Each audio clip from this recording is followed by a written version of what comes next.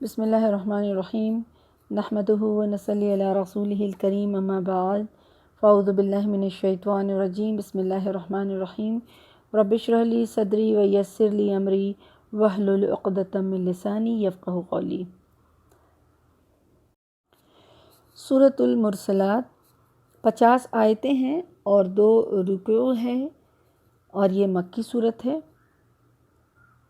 آخرت کو جھٹلانے والوں کے بارے میں یہ صورت نازل ہوئی اور اللہ سبحانہ وتعالیٰ کے غیظ و غضب کو، غصے کو ظاہر کیا گیا ہے ایک آیت کو بار بار دہرا کر، اور وہ آیت ہے ویل للمکذبین، کہ ہلاکت ہے ان کے لیے جو جھٹلاتے ہیں۔ کس چیز کو جھٹلاتے ہیں؟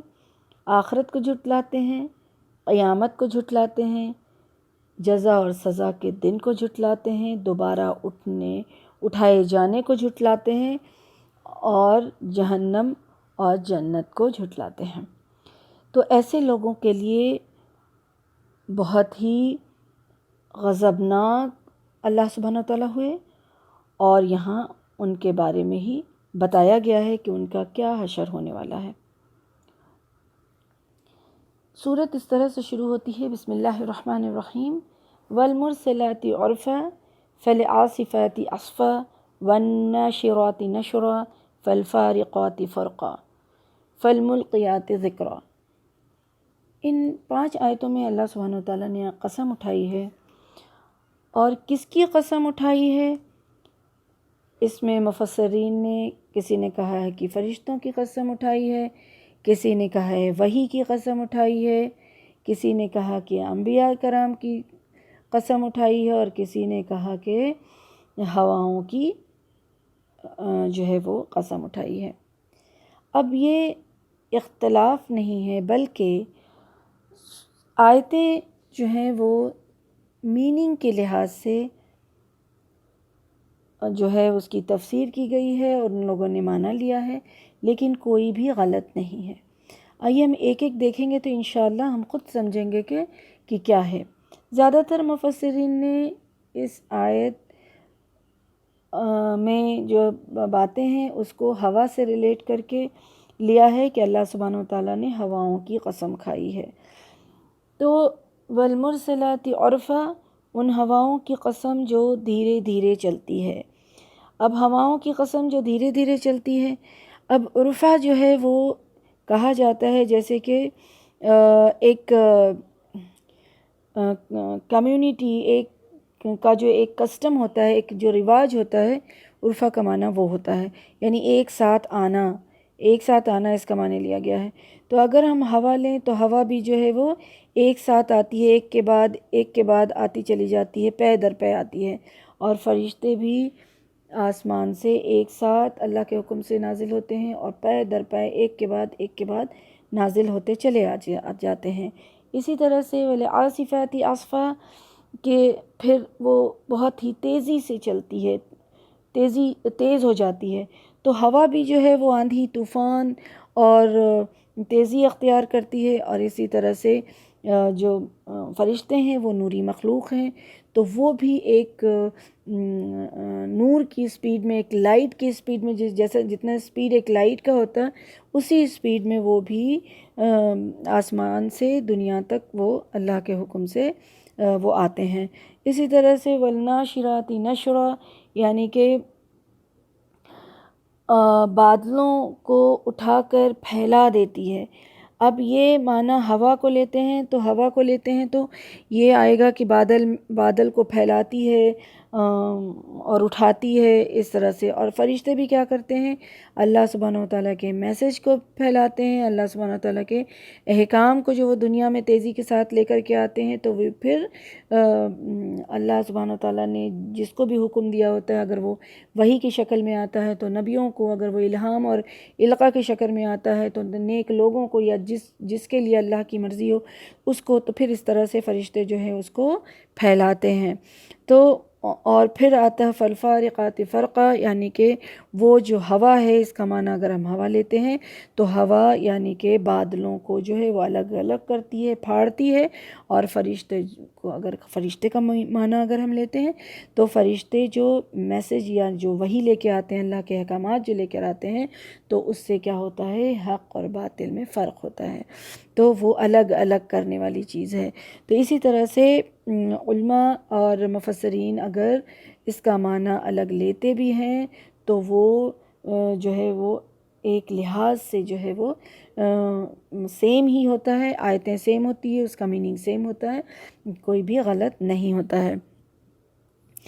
تو الحمدللہ، اور اسی طرح سے ہم اب دیکھتے ہیں کہ یہاں ہواؤں کا میننگ اگر ہم لیتے ہیں تو جس طرح سے ہوا جو ہے وہ بہت ساری، بہت طرح طرح کی ہوائیں ہوتی ہیں، پانی اور اس کی اہمیت، ایک تو قسم کھانا، ہم لوگ جانتے ہیں کہ قسم اللہ سبحانہ وتعالیٰ اس چیز کی کھاتے ہیں کہ اس چیز کو اللہ سبحانہ وتعالیٰ گواہ بنائے گا، اس چیز کو گواہ بناتا ہے اور اس چیز کی اہمیت واضح ہوتی ہے۔ اب اگر پانی نہیں ہو، اللہ سبحانہ وتعالیٰ اگر پانی کو کم کر دے یا پانی ختم ہو جائے تو انسان 1-2 دن تو بغیر پانی کے کچھ دیر تک زندہ رہ سکتا ہے، لیکن اگر وہ ہوا جو ہے 2-4 منٹ بھی بند ہو جائے تو انسان زندہ نہیں رہ سکتا۔ یہ بہت بڑی اللہ سبحانہ وتعالیٰ کی نعمت ہے۔ پھر جس طرح پانی کے بہت سارے اقسام ہوتے ہیں، بہت ساری اس کی قسمیں ہوتی ہیں پانی کی، کوئی پانی تو میٹھا ہوتا ہے، کوئی کھارا ہوتا ہے، کوئی نمکین ہوتا ہے، کوئی صاف شفاف ہے، ہلکا پانی ہے، بھاری پانی ہے، بدبودار پانی ہے، اس بہت سارے جو ہے اس کے اقسام ہوتے ہیں۔ اسی طرح ہواؤں کے بھی بہت سارے اقسام ہیں، بہت سارے قسم کی ہوا ہوتی ہیں۔ تو کچھ ہوا جو ہے ہمیں مسرت حاصل کرنے کا باعث بنتی ہے، یعنی ہمیں خوشی حاصل ہوتی ہے، اور کچھ ہوائیں جو ہیں وہ جس کے بارے میں جو ابھی ہم سمجھیں کہ اگر تیز تند ہوا جو ہے یعنی آندھی اور طوفان، تو پھر وہ انسان کے لیے بہت نقصان دہ بھی ثابت ہوتی ہے۔ تو اس طرح سے ہواؤں میں بھی بہت قسم ہے، اور اللہ سبحانہ وتعالیٰ نے اسی ہوا کے ذریعے سے گرمی، سردی اور یہ جو موسم کی جو تبدیلی ہوتی ہے تو اس کا بہت ہی اثر پڑتا ہے اس ہوا کی وجہ سے۔ تو اور کچھ ہوائیں جو ہیں بادلوں کو بھی اکٹھا کرتی ہیں اور پھر اس کو جوڑتی ہیں، اور دوسری طرف وہ بادلوں کو ایک دم سے پھاڑ بھی دیتی ہیں۔ تو یہ ساری جو ہے ہواؤں کی جو بات ہے، یہ ساری چیزیں۔ اور پھر اللہ تعالیٰ نے جو ان 4 قسم کی ہواؤں کی قسم اٹھائی ہے، تو اللہ سبحانہ وتعالیٰ کی قدرت کاملہ کی طرف انسان کی توجہ جو ہے وہ جو ہے وہ وہی مقصد ہے، کیونکہ اللہ سبحانہ وتعالیٰ نے اس چیز کو پیدا کیا ہے، اللہ سبحانہ وتعالیٰ کا ہی کمال ہے، اس کی ہی عظمت اور قدرت کی یہ نشانیاں ہیں کہ ایک ہوا ہے لیکن اس کی مختلف قسمیں ہیں، اور اس کے فائدے بھی ہیں تو اس کے نقصان بھی ہیں۔ تو یہ اللہ سبحانہ وتعالیٰ کی بہت بڑی نعمت ہے، اور اللہ سبحانہ وتعالیٰ کی بہت بڑی نشانی ہے، خیر و عافیت کا بھی، خیر و برکت کا بھی باعث ہے۔ تو اللہ سبحانہ وتعالیٰ کا شکر ادا کرنا چاہیے۔ اور یہ ہوا جو اتنی ساری اس کی جو صفت بتائی گئی، وہ خود سے نہ تو چلتی ہے، نہ تو رخ بدلتی ہے، اور نہ تو تیز ہوتی ہے، یہ اس کے اختیار میں کچھ بھی نہیں ہے، بلکہ یہ اللہ سبحانہ وتعالیٰ کے حکم پر ایسا کرتی ہے۔ والملقیات ذکرا، یعنی بعض مفسرین نے اس کا بھی معنی جو ہے ہوا ہی لیا ہے، ہوا ہی مراد ہے اس کا، کیونکہ آواز بھی جو ہمارے اندر، ہمارے کانوں تک جو پہنچتی ہے اور پھر کانوں سے دلوں تک، دماغ تک جو بات جاتی ہے، وہ آواز بھی اسی ہوا کے ذریعے ہی جاتی ہے۔ اگر یہ ہوا نہ ہوتی تو پھر ہمارے کانوں تک یہ اللہ سبحانہ وتعالیٰ کی وحی، اللہ سبحانہ وتعالیٰ کی آیات، اللہ سبحانہ وتعالیٰ کے احکامات جو ہیں وہ کچھ بھی حاصل نہیں ہو سکتا تھا۔ اور اگر فرشتے ہم اس سے مراد لیتے ہیں تو فرشتے بھی پیغمبروں کے دل میں یہ ڈالتے ہیں، اور پھر ملقیات یعنی القاء کرنا، الہام کرنا، تو ڈالنا بغیر کسی سبب کے، سورس کے، ہمیں کچھ نظر نہیں آتا ہے لیکن وہ دل میں بات آ جاتی ہے، وہ پہنچ جاتی ہے دلوں تک۔ تو یہ وحی تو پیغمبروں کے لیے ہے، وحی کے ذریعے ان تک آیات اور اللہ کے احکامات پہنچتے تھے، اور القاء اور الہام جو ہے وہ رہتی دنیا تک نیک لوگوں کے پاس آتے رہیں گے، یا ویسے لوگوں کو جس کے لیے اللہ سبحانہ وتعالیٰ فیصلہ کر لے تو ان کے پاس آتا ہے. کیونکہ جیسے اگر نیکی کرنے کا خیال آتا ہے کسی کے پاس، تو وہ خیال کیا ہے، اللہ سبحانہ وتعالیٰ سے الہام ہوا، اس کے اندر ڈالا گیا کہ وہ اس نیکی کو کرے. تو اس طرح سے القاء اور الہام کرنا یعنی ذکرہ، یعنی ہم لوگوں کے لیے اس میں ریمائنڈر ہے، یاد دہانی ہے، کرایا گیا ہے. اور پھر فرماتے ہیں کہ عذراً و نذرا، یعنی کہ عذر کی صورت میں یا ڈرانے کی صورت میں. یعنی اس میں یہ جو اللہ کے احکامات ہیں، یہ جو قرآن ہے، یہ جو وحی کے ذریعے آئی ہے، یہ خوشخبری بھی لے کے آئی ہے اور ڈراوا بھی لے کے آیا ہے. یہ اللہ کی رحمت کو بھی صاف صاف بیان کرتی ہے، اور اللہ سبحانہ وتعالیٰ کی طرف سے جو سزا ملے گی کسی کو، وہ بھی صاف صاف اس میں بیان کر دیا گیا ہے. یعنی لوگوں کو کوئی بہانہ نہیں ملے گا کہ مجھے تو اس چیز کا کوئی خبر ہی نہیں تھا، بلکہ ساری حجت تمام ہو جاتی ہے. ایسی یہ بات کہہ کے بتا دیا گیا عذراً و نذرا، یعنی اب کوئی عذر جو ہے وہ باقی نہیں رہا ہے. تمہارے دل پر اور تم لوگوں پر ساری چیز جو ہے القاء کر کے، الہام کر کے یہ چیز پہنچا دیا گیا ہے. اب تم گمراہی اگر اختیار کرتے ہو تو کوئی بھی عذر باقی نہیں ہے، اور تمام حجت جو ہے وہ ہو گیا ہے. اب وہ عذاب کے وقت جو ہے یہ نہیں کہہ سکے گا انسان کہ مجھے تو یہ خبر ہی نہ تھی، مجھے تو اس کا کوئی پتہ ہی نہیں تھا. اور دوسرا فائدہ اس کا ہے کہ صرف ان لوگوں کو اس کا فائدہ ہوگا جو اللہ سبحانہ وتعالیٰ سے اسے دیکھے بغیر ڈر جاتے ہیں، اور اپنے برے انجام سے ڈر کر اللہ سبحانہ وتعالیٰ کی اطاعت گزار بن جاتے ہیں. تو ویسے لوگ جو ہیں اپنے عمل کو اس ذکر سے، اس قرآن سے، اس وحی کے ذریعے سے، اس الہام اور القاء سے فائدہ اٹھا کر کے اپنے عمل کو وہ درست کر لیتے ہیں. انما توعدون لواقع، کہ جس چیز کا تم سے وعدہ کیا جاتا ہے وہ ضرور واقع ہو کر کے رہے گی.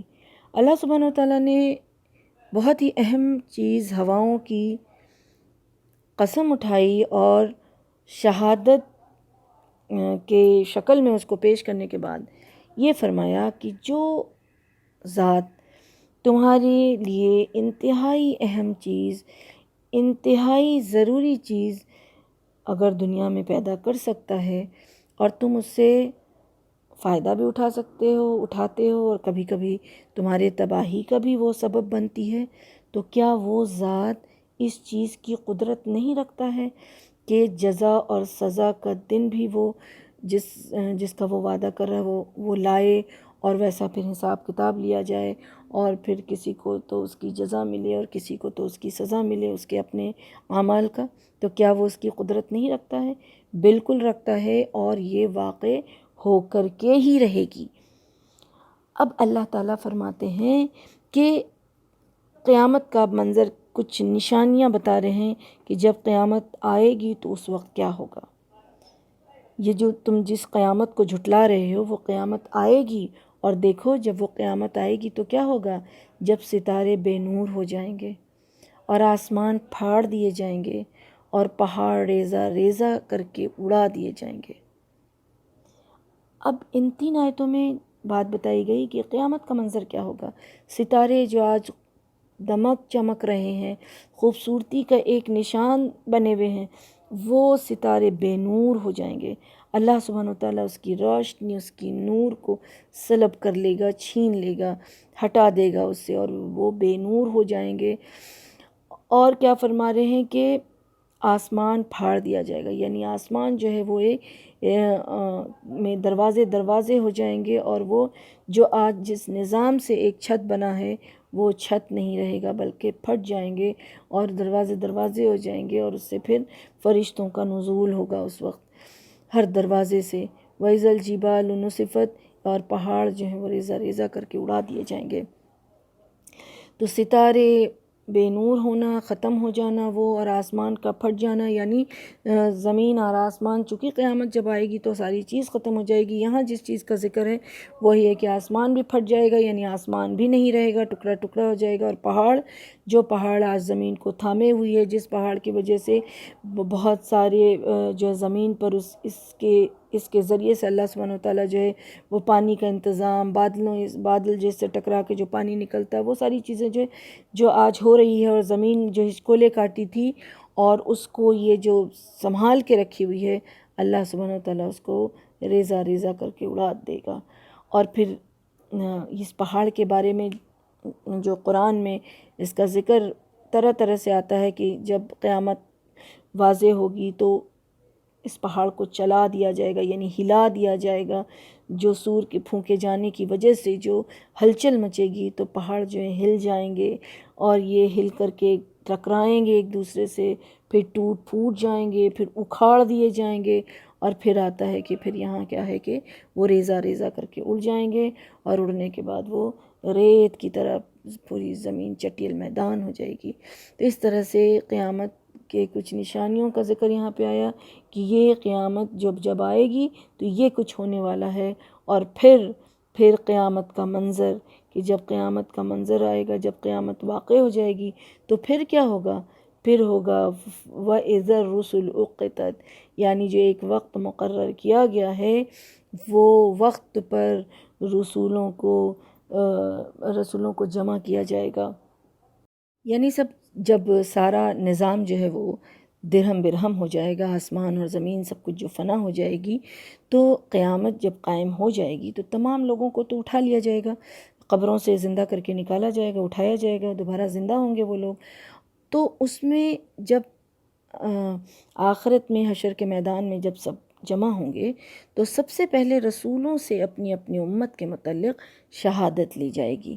اللہ سبحانہ وتعالیٰ شہادت طلب کریں گے کہ جب تم نے لوگوں کو میرا پیغام پہنچایا تو انہوں نے کیسا اور کس طرح کا عمل جو ہے وہ اختیار کیا تھا، یہ سوال کریں گے۔ تو پھر رسول جو ہیں وہ سارے رسول جو ہوں گے وہ اس کا جواب دیں گے، اپنی اپنی قوم کے بارے میں گواہی دیں گے۔ اللہ سبحانہ وتعالیٰ کو تو پورا علم ہے، لیکن حجت تمام کرنے کی وجہ سے یہ شہادت سب کے سامنے لیا جائے گا تاکہ بات جو ہے وہ سب کے سامنے واضح ہو جائے۔ اور اسی دن کا مطالبہ جو ہے وہ کافر لوگ کرتے تھے کہ عذاب کب آئے گا، قیامت کب آئے گی، یعنی وہ جلدی مچاتے تھے۔ لیکن اللہ سبحانہ وتعالیٰ نے ان کے مطالبے کا اور ان کے جلدی مچانے کا اور ان کی چاہت کی کوئی پرواہ نہیں کی، بلکہ اللہ سبحانہ وتعالیٰ نے وہ دن مقرر کر کے رکھا ہے، اور جب اللہ کے مقرر کردہ وقت جو ہے اور وہ دن جو ہے وہ آ جائے گا، اور اللہ کے اندازے کے مطابق جو پہلے سے اللہ نے جو طے کر کے رکھا ہے، تو پھر اس میں کوئی بھی تاخیر کرنا جو ہے وہ ممکن نہیں ہے۔ پھر اللہ سبحانہ وتعالیٰ اس میں کوئی کمی نہیں کرے گا یا کوئی جو ہے وہ دیر نہیں کرے گا۔ اللہ نے جو وقت مقرر کیا ہے اس وقت مقرر پہ قیامت کا آ جانا ہی ہے۔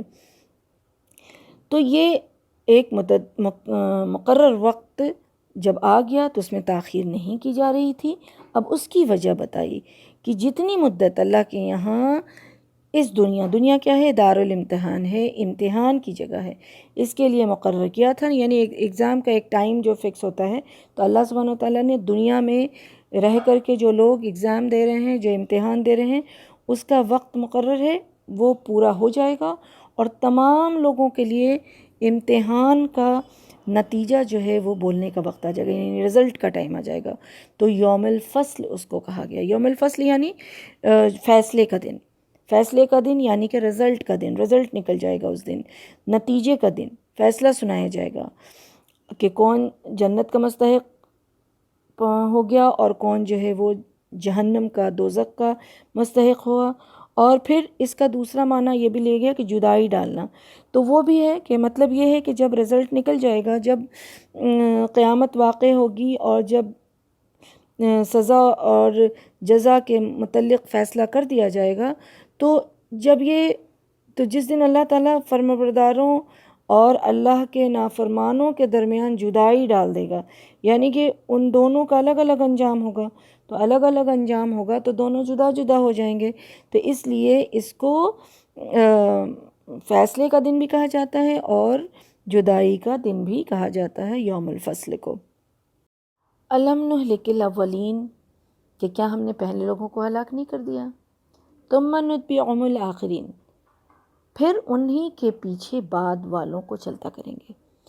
کیا مطلب ہے کہ آپ صلی اللہ علیہ وسلم کے پہلے، یعنی اس قرآن کے آنے کے پہلے، اسلام آنے کے پہلے، قوم عاد، قوم سمود کا جو رویہ تھا، وہ ان کا ذکر ہے کہ وہ اولین میں سے، کہ کیا پہلے لوگوں کو ہم نے ہلاک نہیں کر دیا تھا؟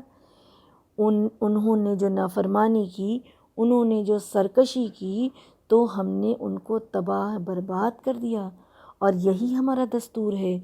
اگر ان قوموں کو ہم ان کے جھٹلانے کی وجہ سے ان کے جو ساری شان و شوکت کو اور ان کے جو سارے نشانات تھے، سب کو ہم نے مٹا دیا، تو اب تم بھی اگر پہلے قوموں کی طرح روش اختیار کرو گے، یعنی رسول اللہ صلی اللہ علیہ وسلم کو جھٹلاؤ گے، تو ایسے لوگوں کے ساتھ بھی وہی ہوگا، انہی کے پیچھے ہم لائیں گے جو پہلے گزر چکے اور جن کا انجام تم جانتے ہو، انہی لوگوں کی طرح تمہارا بھی انجام ہو جائے گا۔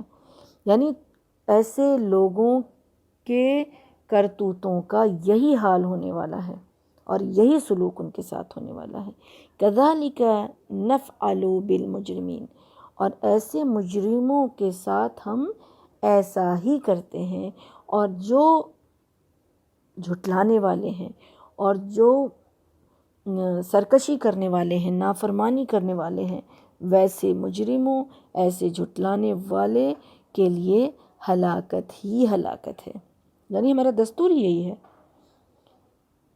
دستور ہی یہی ہے کہ آخرت کو جو جھٹلائیں گے وہ تباہ برباد کر دیے جائیں گے، بلکہ ان کی حیثیت تو ایک مجرم کو جیسے گرفتار کیا جاتا ہے تاکہ دوسرے لوگوں کو اس سے کوئی نقصان نہیں پہنچے، اس کے ظلم سے دوسرے لوگ جو ہے محفوظ ہو جائیں، تو ان کو تو دنیا میں پکڑ لیا گیا، لیکن اصل تباہی جو ہوگی، وہ تباہی کیا ہے؟ وہ قیامت کے دن ہوگی، جس دن انہیں ان کے جرم کے بدلے میں ان کو سزا دی جائے گی۔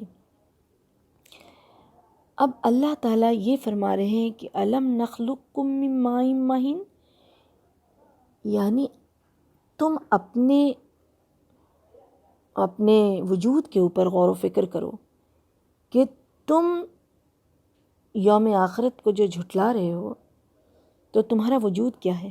کیا ہم نے تمہیں ایک حقیر پانی سے نہیں پیدا کیا ہے؟ اور پھر اسے رکھا کہاں؟ پھر اسے ایک محفوظ جگہ میں ٹھہرا کے رکھا، اور وہ محفوظ جگہ کون سا ہے؟ قرار مکین، یعنی وہ مدر وم ہے۔ اللہ سبحانہ و تعالیٰ نے ایک بہت ہی محفوظ جگہ پہ اس کو رکھا، اور وہ ایسا محفوظ تھا کہ جب وہ وجود میں آیا، ماں چلتی ہے، پھرتی ہے، اٹھتی ہے، بیٹھتی ہے، سارا کام کرتی ہے، لیکن اللہ کے اذن سے وہ محفوظ رہتا ہے۔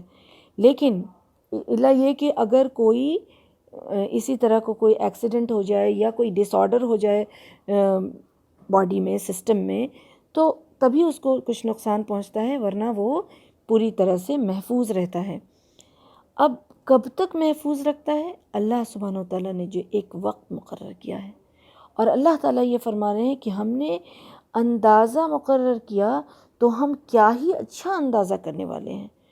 بے شک اللہ سبحانہ و تعالیٰ ہی اچھا اندازہ کرنے والا ہے کہ بچے جب وجود میں، جب ایک نطفے سے بچہ جب ایک وجود میں آتا ہے، تو پھر اللہ سبحانہ و تعالیٰ جب تک اس کے اعضاء کو مکمل نہیں کر دیتے ہیں، جب تک وہ بچہ تو ہے پوری طرح سے قوت اس کو حاصل نہیں ہو جاتی ہے، ایک انسان کا وجود جب تک اس کو نہیں مل جاتا ہے، تو بچہ کہاں رہتا ہے؟ اپنے ماں کے رحم میں ہی رہتا ہے، اور وہ محفوظ رہتا ہے. اور پھر جب وہ اللہ تبارک تعالیٰ جب اس کی پوری طرح سے نشو و نما کر دیتے ہیں، اس کے بعد ایک دن بھی جب وہ مکمل ہو جاتا ہے، ایک وقت پورا ہو جاتا ہے، تو اللہ تعالیٰ کے حکم سے پھر وہ ایک دن بھی اس میں نہیں رہتا، بلکہ درد جو ہے وہ شروع ہو جاتا ہے، اور پھر اس وقت تک وہ درد ختم نہیں ہوتا جب تک کہ وہ بچہ جو ہے وضع ہو کر اس کے رحم سے باہر نہ آ جائے. سبحان اللہ. یہ اللہ سبحانہ وتعالیٰ کی قدرت ہے. یعنی انسان کا نطفہ بے جان غذاؤں سے تو ہی تو بنتا ہے. یعنی جو غذا کھاتا ہے انسان وہ بے جان غذا ہے، اور اس سے جب اس کو کھاتا ہے پھر اسی سے تو نطفہ بنتا ہے.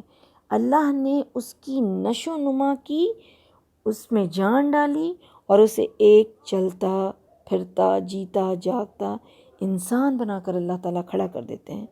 اس کے باوجود جو لوگ موت کے بعد دوبارہ زندہ ہونے پر یا دوبارہ زندگی کا جو انکار کرنے والے ہیں، ان کی عقلوں پر افسوس، اور ان کے انجام کو یہاں بتایا گیا کہ ان کے لیے تباہی کے سوا کچھ نہیں ہو سکتا ہے، اور ایسے ہی جھٹلانے والے جو ہیں وہ تباہ کیے جائیں گے. اللہ سبحانہ وتعالیٰ کی دوسری قدرت کاملہ کی طرف پھر نگاہ ڈالنے کو کہا گیا کہ کیا تم نے، اللہ تعالیٰ یہ سوال کر رہے ہیں کہ الم نجعل الارض کفاتا، کہ کیا میں نے زمین کو سمیٹ کر رکھنے والی نہیں بنا دیا؟ اور اس میں کیا کیا سمیٹ کر یہ زمین رکھتی ہے؟ زندے کو بھی رکھتی ہے اور مردوں کو بھی. اور پھر کیا بنایا؟ اور اس میں بلند بالا پہاڑ جما دیے جو تمہیں میٹھا پانی بھی پلاتی ہے، جس کی وجہ سے وہ سسٹم اللہ نے بنایا. اور پھر ایسے ہی جھٹلانے والوں کو تباہ کر دیا جائے گا، انہی کے لیے تباہی ہے. یعنی یہ جو کفاتہ ہے یہ کیا ہے؟ کسی چیز کو جمع کر کے اسے اپنے قبضے میں لینا، یا پھر سنبھال لینا، سمیٹ لینا. تو زمین کیا کیا سنبھال کے رکھی ہوئی ہے؟ انسان کے خوراک، انسان کا سامان خوراک جو ہے وہ سب کچھ زمین سنبھال کے رکھتی ہے. زمین کے اندر سے ہی نکلتا ہے سب کچھ. مطلب یہ ہے کہ انسان کی زندگی اور موت اور پھر دوبارہ زندگی زمین ہی سے وابستہ ہے، زمین سے ہی جڑی ہوئی ہے. انسان کس چیز سے سب سے پہلے بنایا گیا؟ مٹی سے بنایا گیا، مٹی سے پیدا کیا گیا. پھر اللہ سبحانہ وتعالیٰ نے اس میں جان ڈالی.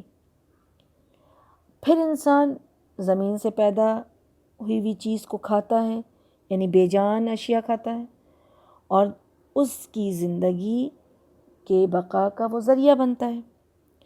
پھر انہی بے جان غذاؤں سے انسان کا نطفہ بنتا ہے، اور جس میں پھر اللہ سبحانہ وتعالیٰ زندگی کے آثار پہ ڈالتے ہیں. پھر اسی نطفے سے انسان کو بناتے ہیں. پھر مرنے کے بعد انسان کہاں جاتا ہے؟ پھر اسی مٹی میں مل جاتا ہے.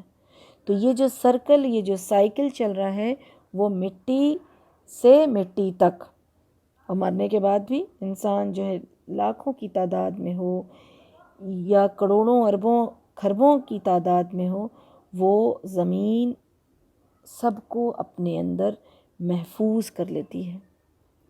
یعنی کہ یہی زمین جو ہے زندہ انسانوں کو بھی سنبھالے ہوئے ہے، اور مردوں کو بھی اپنے اندر سے خارج نہیں کرتی جب تک کہ اللہ سبحانہ وتعالیٰ کا حکم نہ آئے. اور اس وقت وہ باہر نکال کر پھینکے گی جب اللہ کا حکم آئے گا. تو کیسے نکالے گی؟ جس طرح سے آج زمین، ایک مردہ بیج زمین میں ڈالا جاتا ہے، مٹی میں ڈالا جاتا ہے، وہ سیڈ جو ہے وہ ڈیڈ ہوتا ہے، وہ زندہ نہیں ہوتا ہے. اور اس میں جب مٹی کے اندر اس کو ڈالا جاتا ہے، پھر اللہ کے حکم سے وہ زمین پھاڑ کر کے باہر نکلتی ہے زندہ ہو کر کے.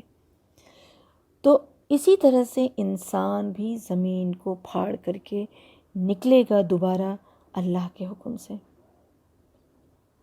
اور پھر پہاڑ، اللہ سبحانہ وتعالیٰ نے اس زمین کو جمانے کے لیے پہاڑ کو جو ہے مضبوط بنایا، اور پھر اسی پہاڑ کے ذریعے سے جو وہ پانی ویپر بن کے اڑتا ہے سمندر سے، پھر اسی بادلوں سے جا کے ٹکراتا ہے، پھر وہ بادل بنتا ہے، وہ پھر پھٹ کر کے وہ زمین پر پانی کے شکل میں گرتا ہے۔ تو اس طرح سے یہ جو سرکل چل رہا ہے، یہ جو سائیکل چل رہا ہے، وہ اللہ کے حکم سے یہ کس کی قدرت ہے؟ اللہ سبحانہ تعالیٰ کی قدرت ہے۔ تو یہ جو جھٹلانے والے ہیں، یعنی کہ زمین یا اس کے جیسی جو بھی چیز دنیا میں اللہ تعالیٰ نے پیدا کی ہے، تو یہ زمین جو اس کے اندر جو بھی چیز دفن ہوئی ہوئی ہے، چاہے وہ معدنیات ہو، چاہے وہ انسان ہو، جو بھی ہو، وہ اگل دے گی اس دن جب اللہ کا حکم آئے گا۔ پھر ان کو سنبھال کر بھی وہی رکھتی ہے۔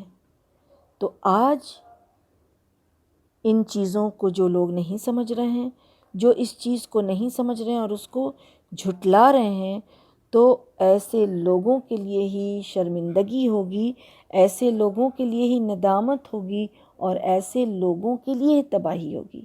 ایسے لوگ جو ہیں وہ ایسے جھٹلانے والے لوگ ہی تباہ کر دیے جائیں گے۔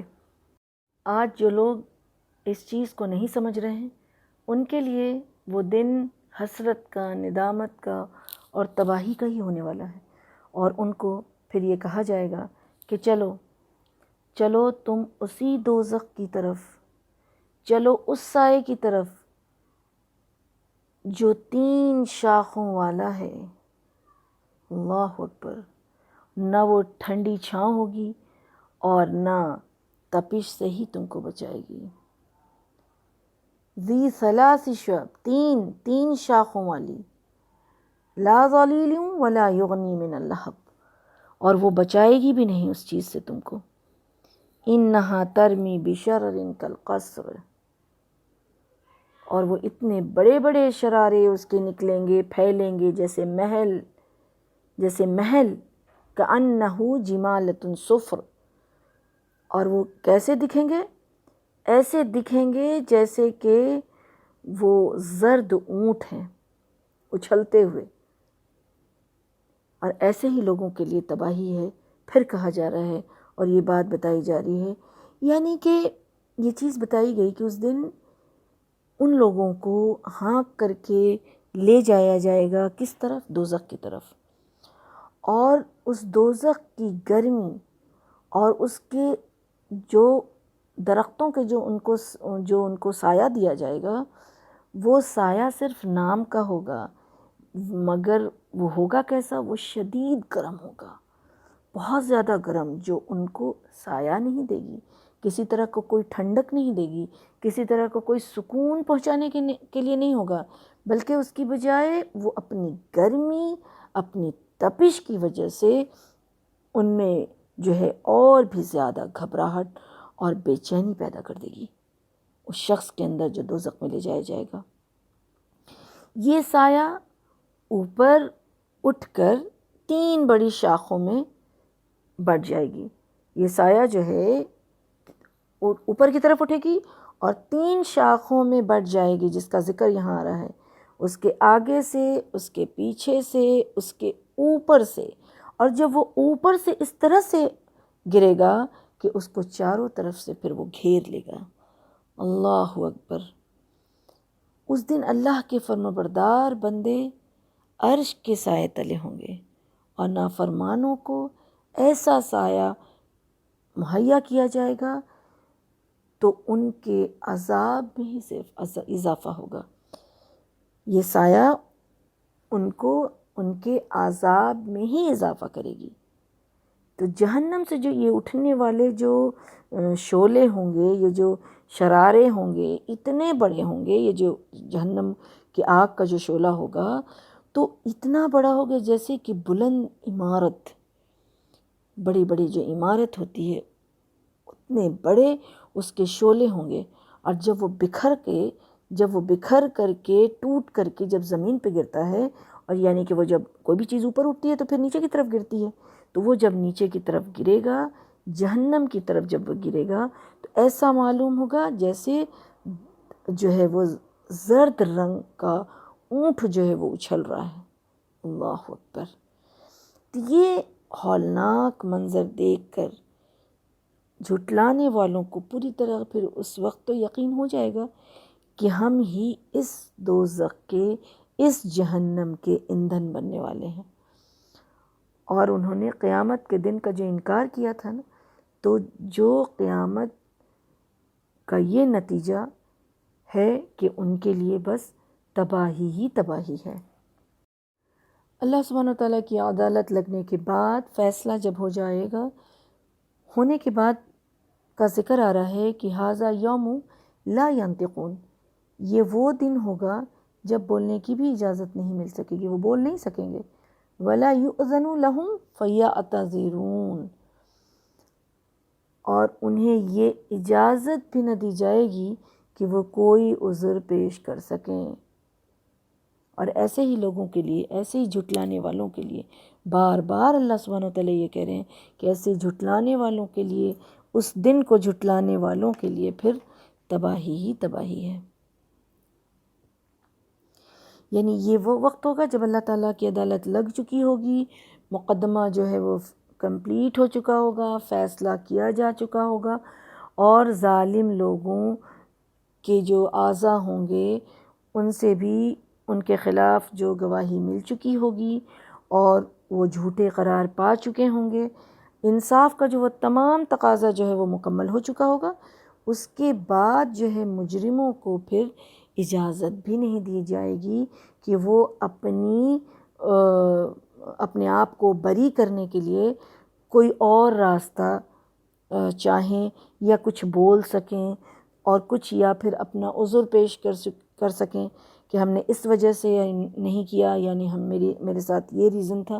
کوئی بھی عذر پیش کرنے کا کوئی موقع پھر ان کے لیے باقی نہیں رہے گا، اور وہ کوئی بھی ایسا کچھ نہیں کر سکیں گے، اور ایسے ہی لوگوں کے لیے پھر تباہی ہے۔ یہ وہ دن ہے جب تم کو بھی اور پہلوں کو بھی جمع کیا جائے گا۔ ھذا یوم الفصل، یہ فیصلے کا دن ہے، یہ جدائی کا جو دن ہے، تمہیں بھی، تم سب کو بھی، اور تم سے پہلے بھی جو لوگ ہیں سب کو جمع کیا جائے گا۔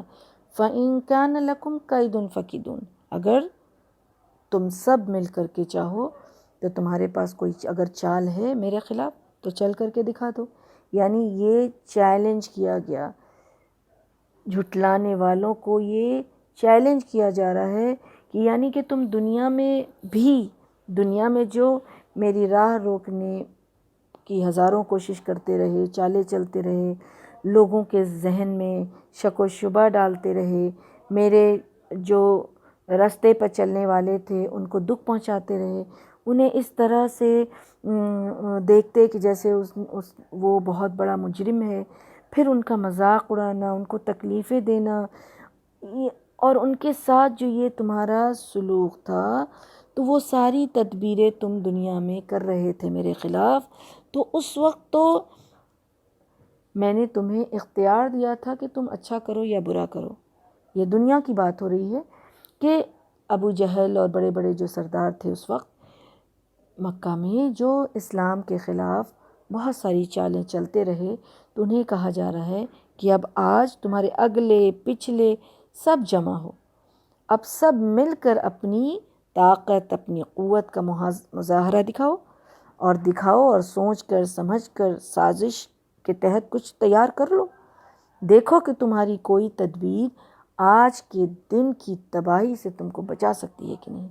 یہ چیلنج ہے، اور یہ چیلنج کیا گیا، اور یہ دنیا میں رہنے والوں کے لیے بھی چیلنج ہے، اور آخرت میں بھی ان کے لیے چیلنج ہے جو دین اور اسلام کے خلاف کام کرتے ہیں یا جو جھٹلانے والے ہیں آخرت کے دن کو، اور وہ اپنی مرضی کرنے والے ہیں۔ تو ایسے لوگوں کے لیے بہت بڑا یہ چیلنج ہے اللہ سبحانہ وتعالیٰ کی طرف سے، اور ایسے ہی لوگ ہلاک ہونے والے ہیں۔ اللہ سبحانہ وتعالیٰ اپنے دستور کے مطابق جس طرح سے برے لوگوں کا جہاں پر ذکر ہوتا ہے تو وہاں اچھے لوگوں کا ذکر کیا جاتا ہے، جہاں اچھے لوگوں کا ذکر ہوتا ہے تو وہاں پھر برے لوگوں کا ذکر کر کے دونوں میں فرق بتایا جاتا ہے تاکہ بات جو ہے وہ اچھی طرح سمجھ آئے۔ اب یہاں بتایا جا رہا ہے کہ ان المتقین فی ظلال و عیون، اب جو متقی ہوں گے، جو پرہیزگار ہوں گے، جو اللہ سبحانہ و تعالیٰ کے فرمانبردار ہوں گے، یعنی وہ لوگ جو اللہ کی آیات کی اور قیامت کے دن کی تصدیق کرتے تھے، اللہ سے اور قیامت کے دن کی سختیوں سے ڈرتے تھے، اللہ کے حضور اپنے اعمال کی جواب دہی سے ڈر کر جہاں تک ان سے ہو سکتا تھا اللہ کی فرمانبرداری کی کوشش کرتے رہتے تھے، ایسے لوگوں کا انجام یہ ہوگا کہ وہ جنت کے ٹھنڈے اور پرسکون سایوں میں ہوں گے۔ ٹھنڈے اور میٹھے پانی کے چشمے وہاں ان کو ملیں گے، انہیں طرح طرح کی چیزیں، اعلیٰ سے اعلیٰ چیزیں، بہترین سے بہترین چیزیں، انہیں پھل اور میوے کھانے کو ملیں گے۔ وہ جتنا کچھ چاہیں گے کھائیں گے پئیں گے، انہیں کسی قسم کی کوئی تکلیف وہاں نہیں ہوگی۔ اور ساتھ ہی انہیں یہ بھی کہا جائے گا کہ تمہارے ان اعمال کے بدلے میں تمہیں یہ سب جو ملا ہے جو تم دنیا میں کرتے رہے۔ سبحان اللہ۔ اور اللہ تعالیٰ یہ کیوں فرمائیں گے؟ اللہ سبحانہ وتعالیٰ یہ ارشاد محض اس لیے فرمائیں گے کہ انسانوں کی حوصلہ افزائی کرنے کے لیے، ورنہ حقیقت تو یہی ہے جو رسول اللہ صلی اللہ علیہ وسلم نے فرمایا کہ کوئی شخص اپنے اعمال کی وجہ سے جنت میں نہیں جا سکتا ہے، بلکہ صرف اللہ کے فضل اور اس کی مہربانی کی وجہ سے ہی جنت میں وہ داخل ہوگا۔ لیکن اللہ سبحانہ وتعالیٰ اس کے عزت اور اس کے اکرام اور اس کے جو حوصلہ افزائی میں یہ فرمائیں گے کہ تم نے جو دنیا میں اچھے اعمال کیے تھے اس کی وجہ سے تم کو یہ جنت ملا ہے، اور تمہیں یہ عیش و عشرت ملا ہے، اور تمہیں یہ ساری چیزیں جو ہے نعمت سے تمہیں یہاں نوازا جا رہا ہے۔ اللہ تعالیٰ فرما رہے ہیں کہ ہم ایسے محسن لوگوں کو، مومن کو، احسان کرنے والوں کو ہم ایسے ہی جزا دیتے ہیں۔ اللہ سبحانہ وتعالیٰ کا یہ فضل ہے۔ اور پھر اللہ تعالیٰ اپنی ناراضگی کا اظہار کرتے ہیں کہ لیکن جو جھٹلانے والے ہیں ان کے لیے تو تباہی ہے۔ اور پھر ایک مزید ڈانٹ یہاں کہ اے مجرموں جاؤ، کلوا وتمتعوا قلیلا انکم مجرمون، اے مجرموں جاؤ کھاؤ پیو اور چند دن، تھوڑے دن کے مزے اڑا لو، بے شک تم تو مجرم ہی ہو۔ اور ایسے مجرموں کے لیے تباہی ہی تباہی ہے۔ اللہ اکبر۔ یہ آیت جو ہے نا، کلوا وتمتعوا قلیلا انکم مجرمون، یہ بہت بڑا سبق دے رہا ہے۔ اور وہ سبق کیا ہے کہ دنیا میں جس کے پاس مال ہے، اولاد ہے، اسباب ہے، اس کے پاس عیش و عشرت کے سامان ہیں، تو یہ نہیں سمجھنا چاہیے کہ یہ اس چیز کی دلیل ہے کہ اللہ سبحانہ وتعالیٰ اس سے راضی ہے، اللہ سبحانہ وتعالیٰ اس سے بھلائی کا ارادہ کرتا ہے۔ نہیں، بلکہ اللہ سبحانہ وتعالیٰ تو اس شخص سے بھلائی، اس شخص کے لیے راضی ہوتا ہے، اس سے خوش ہوتا ہے جو تقوی اختیار کرتا ہے۔ جو تقوی اختیار کرتا ہے وہ اس بات کی دلیل ہے کہ اللہ اس سے راضی ہے، کیونکہ جو انسان تقوی اختیار کرتا ہے تو پھر اللہ سبحانہ وتعالیٰ اس کو ہدایت دیتا ہے، اس کو مزید نوازتا ہے۔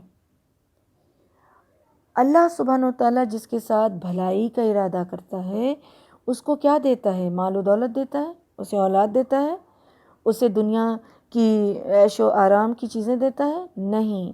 حدیث میں کیا آتا ہے کہ اللہ سبحانہ وتعالیٰ جس کے ساتھ بھلائی کا ارادہ کرتا ہے اس کو دین کی سمجھ عطا فرماتا ہے۔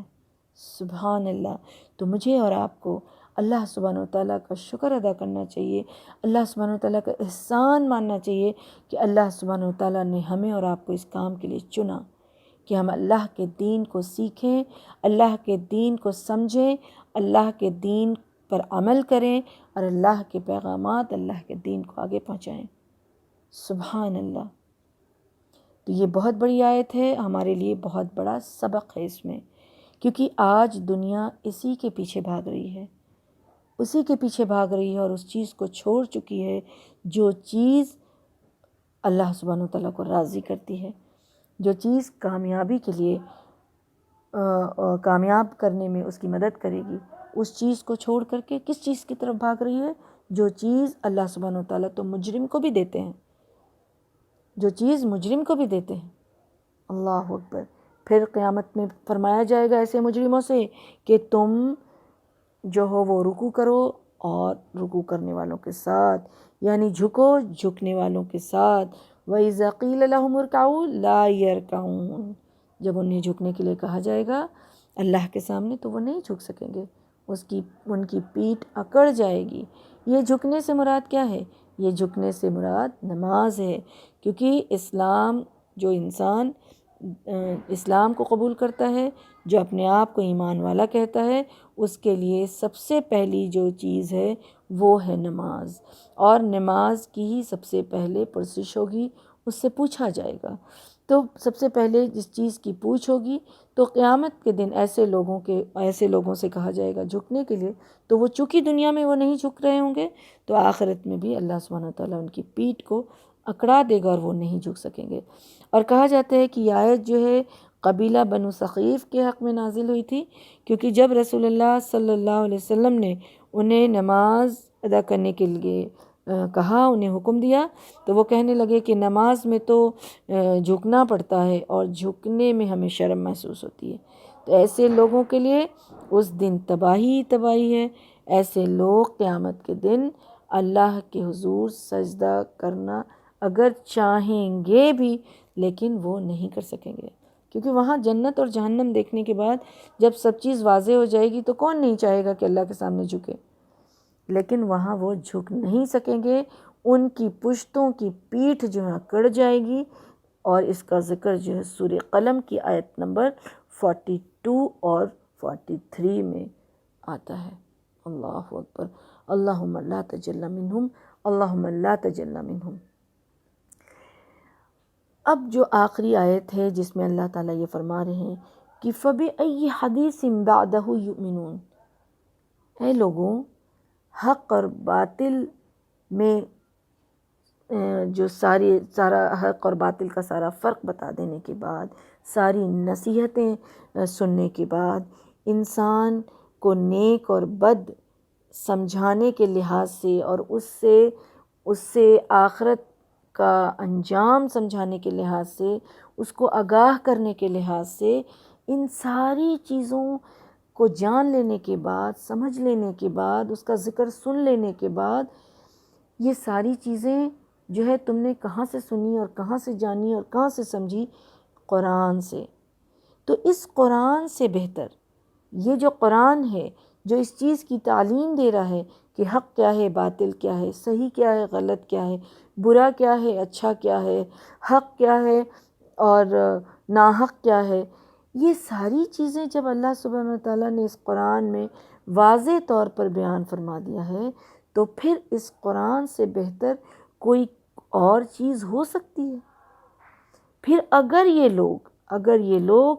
جو لوگ بھی ایمان نہیں لانے کو تیار ہیں، تو کیا اس کے بعد بھی کوئی اور کتاب آسمان سے آنے والی ہے، یا اس کے بعد بھی کوئی اور چیز ہے؟ جو اتنی بہترین چیز کے بعد اگر کوئی ایمان لے کے نہیں آتا ہے، تو پھر اس کے بعد اسے اور کوئی چیز نہیں ملنے والی ہے جو اس کے ایمان لانے میں مدد کرے اور اس کو صحیح راستہ دکھا دے۔ جو قرآن سے سیدھی راہ اختیار نہیں کرتا ہے، تو پھر اس کو اور کس چیز سے صحیح راہ مل سکتا ہے؟ کسی بھی چیز سے نہیں۔ حدیث میں آتا ہے کہ جب بھی کوئی یہ شخص اس آیت کو پڑھے، یعنی فَبِأَيِّ حَدِيثٍ بَعْدَهُ يُؤْمِنُونَ، تو ایمان والوں کو، مسلمان کو، اور اس کو کیا کہنا چاہیے کہ آمنا باللہ۔ سبحان اللہ۔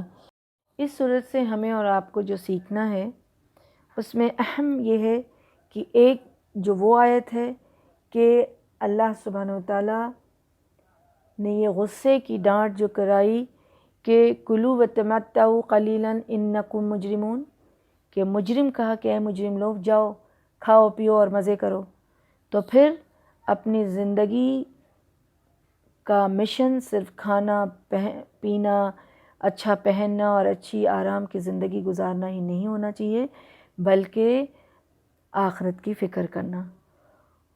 اور اس کے پہلے جو بار بار یہ آیت دہرائی گئی ہے کہ وَيْلٌ لِّلْمُكَذِّبِينَ، تو یہاں کون سی بات آ رہی ہے، کن کے لیے آ رہی ہے؟ مکذبین کے لیے آ رہی ہے، جھٹلانے والوں کے لیے آ رہی ہے۔ یہاں کافروں کی بات نہیں آ رہی ہے، یہاں جھٹلانے والوں کی بات آ رہی ہے، کیونکہ جو بھی شخص جس کو آخرت پر یقین ہوگا، اور جتنا یقین پختہ ہوگا وہ عمل ایسا کرے گا کہ آخرت میں وہ کامیاب ہو۔ ہر انسان زندگی میں ہر چیز اچھی چاہتا ہے، اچھا لباس، اچھا کھانا پینا، اچھی زندگی، اچھی رہائش، اچھی گاڑی، اچھا بنگلہ، ہر چیز اچھی چاہتا ہے خوشحال زندگی بنانے کے لیے۔ جب اللہ سبحانہ و تعالیٰ سے وہ اپنا رابطہ جو ہے مضبوط کر لے گا، مضبوط بنا لے گا، تو پھر اس کو دنیا میں تو اللہ سبحانہ و تعالیٰ اپنے فضل سے یہ ساری چیزیں جو ہے اس کے لیے رحمت بن جائے گی۔ اللہ نے اگر اسے مال دیا ہے، اسے اولاد دیا ہے، اسے اچھی صحت دی ہے، اسے خوشحال زندگی دی ہے، تو وہ رحمت ہوگی۔ لیکن اگر ایک انسان آخرت کے سے بے فکر ہے اور وہ ہر چیز جو ہے وہ اپنا جو ہے بیسٹ کوالٹی ٹائم جو اس کا ہوتا ہے وہ دنیا کے لیے ہی لگا دے گا، تو یہ بہت ہی اہم چیز ہے کہ اس کو دین کے لیے لگانا چاہیے، تاکہ وہ اپنا رابطہ اللہ سے مضبوط کر لے، اور اللہ نے جس کو اگر یہ چیزیں دی ہے تو وہ رحمت بن جائے اللہ سبحانہ و تعالیٰ کی طرف سے، وہ ساری چیز نعمت بن جائے۔ کیونکہ بخاری شریف کی ایک حدیث کو ہم لوگ دیکھتے ہیں کہ اس حدیث کے مفہوم میں کیا آتا ہے کہ جب رسول اللہ صلی اللہ علیہ وسلم کچھ خاص عمل کا ذکر فرما رہے تھے کہ جس کی وجہ سے جنت کے خاص دروازے سے ان لوگوں کو بلایا جائے گا، جیسے جو روزہ رکھنے والے ہوں گے ان کو جو ہے وہ باب ریان سے بلایا جائے گا، جہاد کرنے والے ہوں گے تو باب جہاد سے بلایا جائے گا، اسی طرح سے نمازیوں کے لیے، صدقہ خیرات کرنے والوں کے لیے، تو ہر کسی کے لیے اللہ سبحانہ و تعالیٰ نے ایک مخصوص دروازہ بنایا ہوا ہے جس سے ان کو بلایا جائے گا۔ اب یہ جب ذکر اس محفل میں ہوا تو رسول اللہ صلی اللہ علیہ وسلم سے ابو بکر صدیق رضی اللہ عنہ نے سوال کیا کہ کیا کوئی ایسا بھی ہوگا جس کو سارے دروازے سے بلایا جائے گا؟ انہوں نے یہ سوال کیا تو رسول اللہ صلی اللہ علیہ وسلم نے یہ جواب دیا کہ ہاں، اور مجھے امید ہے کہ وہ تم ہی ہوگے۔ اب جو یہ سوال ان کا آنا تھا، یہ خیال دل میں آنا تھا، اس کی وجہ کیا تھی؟ اس کی وجہ یہ تھی کہ وہ بہت ہی زیادہ حریص تھے اس چیز کے کہ اللہ سبحانہ و تعالیٰ سے ان کا تعلق کتنا مضبوط ہے۔ اللہ سبحانہ و تعالیٰ سے کون سا ایسا شخص ہے جس کا تعلق اتنا مضبوط ہوگا کہ وہ ہر دروازے سے بلایا جائے گا؟ اور ابو بکر صدیق رضی اللہ عنہ کے بارے میں آتا ہے کہ وہ ہر نیکی کے کام میں آگے رہتے تھے، ہر نیکی کے کام میں آگے رہتے تھے۔ اور یہ بہت ہی اہم بات ہے۔ کیوں؟ کیونکہ جب دروازے کی ذکر آ رہی ہے تو یہ ہم دیکھیں کہ ایک انسان جب خوب نماز کا اہتمام کرتا ہے فرائض کے بعد نوافل کا، تو پھر اس کے لیے اللہ سبحانہ و تعالیٰ نے تو ایک دروازہ بنایا ہی ہے۔ تو الٹیمیٹ انسان کہاں جانا چاہتا ہے؟ اس کا گول کیا ہوتا ہے؟ جنت جانا، کامیاب ہونا۔ تو بہت لوگ ایسے ہیں جو ایک اچھے ہیں، ایمان والے ہیں، کسی ایک فیلڈ میں، کسی ایک نیکی میں وہ بہت ہی آگے ہیں، بہت کرتے ہیں، اور پھر ان کو جنت ملنے والا ہے اللہ کے حکم سے۔ لیکن اصل میں کیا ہے کہ جنت تو مل ہی جائے گا، لیکن اللہ سبحانہ و تعالیٰ سے کتنا مضبوط ہے، کتنا قریب ہے، اور کتنا اس کا تعلق جو ہے وہ تعلق باللہ جو ہے وہ اسٹرانگ ہے، وہ اہم چیز ہے جس کے حریص ابو بکر صدیق رضی اللہ عنہ تھے۔ تو دنیاوی معاملے میں بھی اللہ سبحانہ و تعالیٰ سے جس کا معاملہ جو ہے، جس کا رابطہ جو ہے، جس کا تعلق جو ہے مضبوط ہو جاتا ہے، جو اپنا بیسٹ کوالٹی ٹائم یعنی اپنا قیمتی وقت جو ہے اللہ سبحانہ و تعالیٰ کے لیے لگاتا ہے، جو پرائرٹی جو ہے اللہ کے لیے فکس کر دیتا ہے، اس کو ہی بناتا ہے، تو ویسے لوگوں کے لیے اللہ تعالیٰ پھر دنیاوی معاملے میں بھی ہر راستے میں، ہر فیلڈ میں اس کے لیے پھر آسان کر دیتے ہیں، اسٹرانگ کر دیتے ہیں، مضبوط کر دیتے ہیں، اور پھر اللہ تعالیٰ ایسے ہی لوگوں کے لیے وہ مال دولت اور وہ ساری چیز جو ہے، اس کا کھانا اور اس کا پینا اور اس کا عیش و آرام، وہ اللہ کی طرف سے نعمت ہوتا ہے، اللہ کی طرف سے رحمت ہوتا ہے۔ تو یہ بہت ہی غور و فکر کی بات ہے، جسے ہمیں اور آپ کو غور کرنا چاہیے اور اس پہ عمل کرنے کی توفیق عطا کرے اللہ سبحانہ و تعالیٰ۔ اس کے لیے دعا بھی مانگنا چاہیے اور ہمیں کوشش بھی کرنی ہے انشاءاللہ۔ اللہ سبحانہ و تعالیٰ ہم سب کو سننے اور سمجھنے کے ساتھ ساتھ اللہ سبحانہ و تعالیٰ ہم سب کو عمل کرنے کی توفیق عطا فرما دے۔ وآخر دعوانا ان الحمد للہ رب العالمین وما علینا الا البلاغ۔